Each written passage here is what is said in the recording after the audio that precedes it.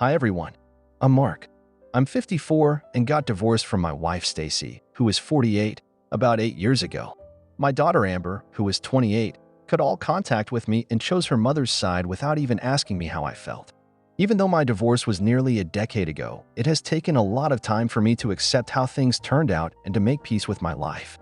This has been partly because my ex-wife tried to completely destroy my reputation, but mostly because I really love my daughter and being completely shut out from her life was harder than anything.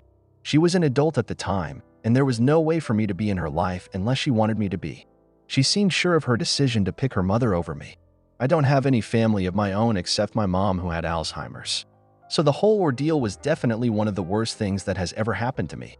I tried to contact my daughter several times after the divorce, but she was dead set on being on her mom's side and didn't even try to hear my side of the story.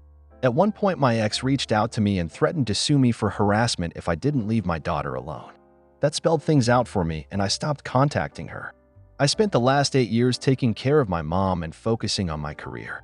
I've had a few casual relationships here and there, but I feel like I can't truly trust another person after my divorce. That has been my life for nearly a decade. Sorry if I seem like a downer. The reason I'm writing this post is because my daughter recently reached out to me. After all of this time, I was over the moon and thought that she has finally come to her senses and understood that the divorce was not just my fault.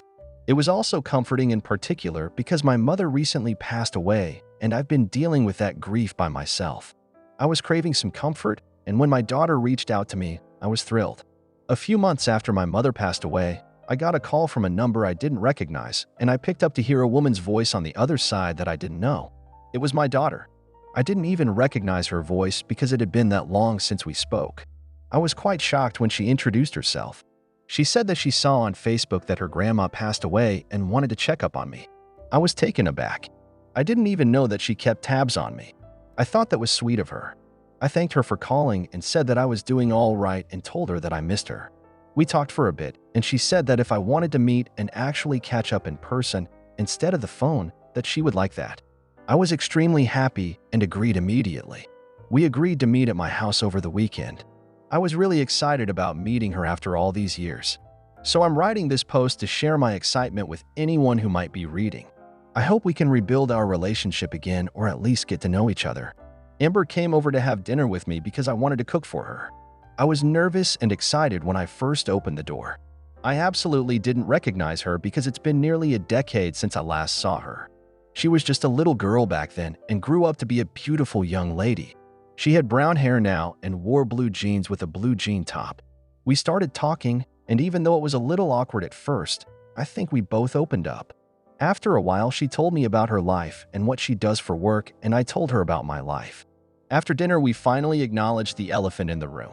I asked her why she never bothered to listen to my side of the story during the divorce and chose her mom by default. I mean, I admitted that her mother was more present as a parent because she was a stay-at-home mom, and back then I worked in construction. If any of you have worked in construction, you know that it can be long hours. I still always tried my best to take out as much time as I possibly could for my daughter. Amber then said that she regrets how things turned out and that she was too young to think things through and got manipulated by her mom. Amber stated that Stacy painted me as the ultimate bad guy who didn't care about anyone except himself, and since she never got to hear my side of the story, she never questioned whatever her mom said. We talked a bit more about this, and things were going well, until she finally revealed why she was there. We had been talking for hours at that point when I asked her what made her reach out to me after all these years. She looked a little uncomfortable, and I told her that she could be honest with me. Well, then she said that she really had been keeping tabs on me through Facebook, and when she found out that her grandmother had died, she thought lawyers would contact her about her inheritance, and when no one did, she thought she should reach out to me. Personally, she said that she wanted to give me some time and space to grieve, but she had recently gotten engaged and could really use some money to help out with the wedding expenses. I felt like I was getting punched in the gut. Honestly, I thought that after all these years, my prayers were answered and I could have a family again. But it turns out she never cared for me in the first place, and all of this was a way for her to get her inheritance. The funniest thing is that it's not even her inheritance. My mother left nothing to her because she cut us out of her life. If she had stayed in our lives, I know my mother would definitely have left her most, if not all of it. I don't care about money. I never have, honestly. I lived in a house of my own, don't have any expensive hobbies, and mostly buy my clothes from Target. Even if the inheritance wasn't in question in the first place, I wouldn't have minded helping out with her wedding at all. If she had reached out nicely instead of trying to take advantage of me and only caring about the inheritance. All of this was going through my head at the same time. I somehow maintained my composure and asked if that was all she wanted. She got very defensive and said that the inheritance comes second and her actual goal was to connect with me and she would never forgive herself for not reaching out while her grandmother was alive. She said that she had wanted to reach out for years but never got the courage to actually do it because she thought I would never forgive her for kicking me out of her life without an explanation. She said that she was also manipulated by Stacy, but I could see from the panicked look on her face that she was just trying to smooth things out so I could forgive her. I wondered if she was just after the money. I asked her how she knew she had an inheritance, and she said that a couple of years before the divorce, she was visiting my late mother, and she told her that she wanted her to inherit everything left by my father. He passed away years ago, and as she was the only grandchild in the family, she was going to leave everything to her.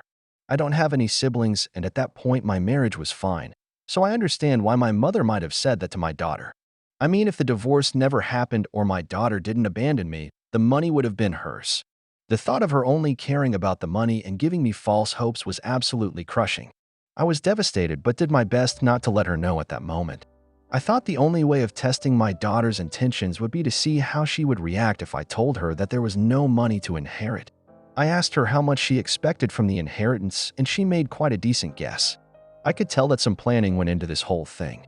I then told her that I'm sorry to disappoint her, but that her grandmother actually left everything to me years ago. I plan to use that money to start a business. I offered to help out for her wedding with my own money by offering a few grand.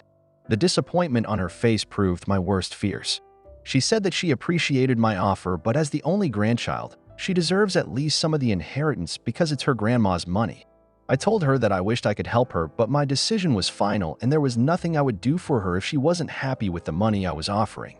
She went completely red in the face and started getting visibly angry. She told me again to reconsider my decision.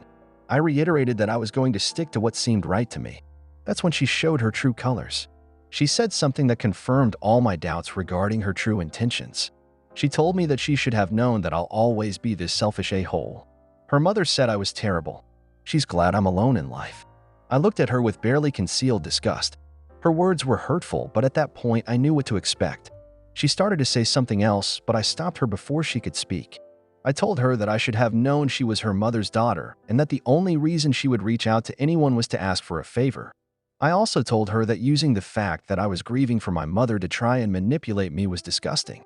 She tried to say something at that point, but I just laughed in her face and said that if only she had not blocked me all those years ago, she would have gotten my text about her grandmother and would have probably gotten most, if not all, of the inheritance.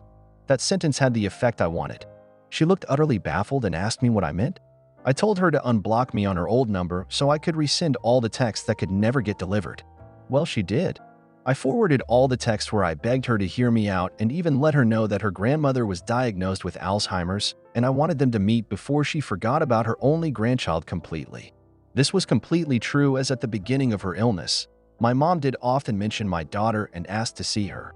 I remember how it broke my heart to not be able to fulfill that wish, and now this ungrateful, cruel child had the audacity to ask for inheritance. To my daughter's credit, I will admit that she looked ashamed. After reading all of those messages, she apologized to me but said that looking at these messages made it clear that her grandma would want her to have her share of the inheritance, and it isn't fair for me to punish her like this. She said that she was young and didn't know any better during the divorce, or else she would have handled things differently. She also told me that she genuinely wants to rebuild our relationship, and if I choose to be selfish now, she won't feel comfortable in continuing our relationship. I told her that if money is what makes or breaks it for her, then maybe it's better if we don't have a relationship. I wanted to believe her when she said all that crap about rebuilding our relationship. I truly did, but at that point I couldn't. I told her that I would consider giving our relationship another chance, but the inheritance was out of the question. She looked at me with pure hatred and left my house. I didn't try to stop her at all. Since then, I've spoken to a few of my friends and most of them agreed that I did the right thing, but one of my closest friends said that since I don't really care about the money, I should just forget about it and let my daughter have at least some of it. If it meant having family in my life, he thought I should give a little. I don't agree with this, but ever since he said it, I can't get it out of my head. Should I give my daughter part of my inheritance? I will let you in on what happened during the divorce. I haven't spoken about it for years, but I guess it can't hurt anymore. So my wife and I were married for 23 years. You'd think after all those years she wouldn't be able to stab me in the back, but she did. I really don't want to get into the details, but I found out that she was cheating on me. Cheating with multiple men. Apparently it had been going on for years before I finally found out. When I found out, I was completely devastated. I didn't know how to confront her, so I started drinking heavily and sleeping around as well. I nearly destroyed my life. I fought a lot with her. That and the drinking made it really easy for her to manipulate my daughter into taking her side. After nearly a year of living like that and being separate, we finally confronted each other and got divorced. My ex-wife used to be a journalist and is kind of a local celebrity. She used her influence to try to destroy my reputation and was nearly successful. After the divorce, it took me a lot of time to quit drinking and get back to my normal life. My daughter completely abandoning me did not help. I'll admit that when I found out about my ex's affairs, I kind of went off the rails and wasn't present as a parent for my Amber. For a year or so after the divorce, I pretty much always kept to myself and wasn't there for my daughter. But once I stopped drinking and got my life back together, the first thing I did was to reach out to her and apologize. She refused to listen to me and blocked me everywhere. I thought giving her time would work and she would eventually come around.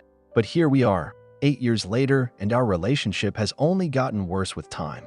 I want to give some more information about my mom's inheritance. Well, technically the money belonged to my father. My grandparents were both doctors and had bought property all around the city during their careers. Most of it was rented out and ended up bringing in a lot of money.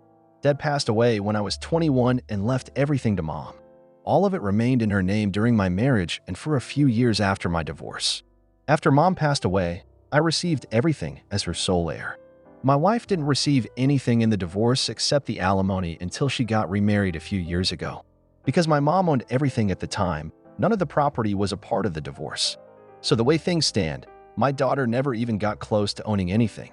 She knew, of course, that her grandma was a landlady and owned a couple of Airbnbs, but I never touched any of that money because the money I made from my old construction business was more than enough to live comfortably. My daughter hasn't reached out to me after that night, and I don't think she will, to be honest. I think she made it pretty clear that she only put up with this whole show for the inheritance. Now that it's out of the question, I don't expect to see her around anymore. I'd be lying if I said I am not at all upset about it. At this point, I know not to expect too much out of people, no matter who they are. I also think it's maybe time for me to put myself out there. Maybe get back into dating and find companionship instead of expecting ghosts from my past to come around. We are in the home stretch of the story, everyone. A couple of months later, I had just gotten back from work and was considering going out with a couple of buddies when the doorbell rang. I wasn't expecting anyone but opened the door and there she was. My worst nightmare. Stacy. She had changed her hair and lost some weight. It took me a couple of seconds to recognize her, but it's hard to forget someone you were together with for decades. Seeing her was quite a shock, to say the least. I didn't know what to say, so I just stood there awkwardly. She then asked me if I had a moment to talk about some stuff. I should have said, hell no, and closed the door in her face, but I didn't. I just invited her in. It was really awkward. As you guys can probably imagine, we made small talk about this and that, and then she said that she understood that this was a little strange. There was something she needed to tell me. I asked her to go on, and she said that our daughter reached out to her and told her about the inheritance. I think I kind of saw that coming. I mean, why else would she need to speak to me after all these years? Anyway, she said that she understood the divorce was really hard on me and that she took things further than she probably should have. I scoffed and said, "You sure did." She ignored my reactions. She then said that I shouldn't punish my daughter for what happened between the two of us.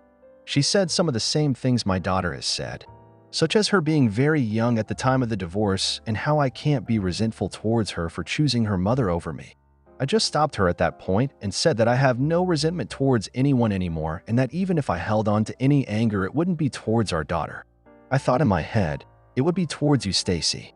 I told her that I was hurt at the realization that after all those years, she only thought of reaching out for her father because there was a possibility of getting some money out of it. I told her the same thing.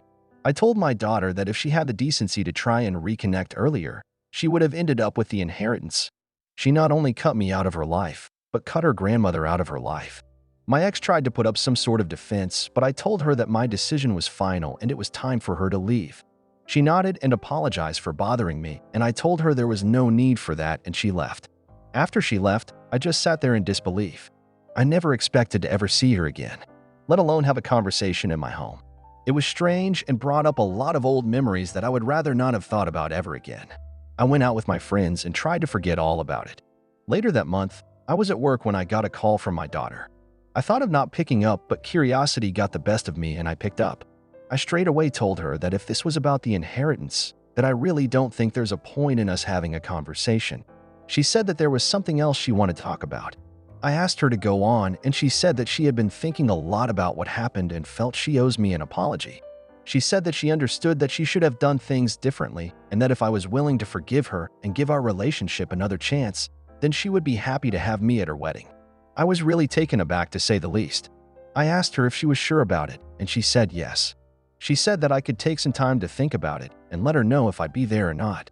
I said all right, and we hung up. I'm really confused now. A part of me is overjoyed at the thought of being at her wedding, but I also can't seem to shake the feeling that this is just some way for her to be on my good side and eventually get the inheritance. At the same time, if she's actually being genuine, I don't want to sabotage my chance at being in her life. If I say no and she never reaches out again, I could hardly blame her.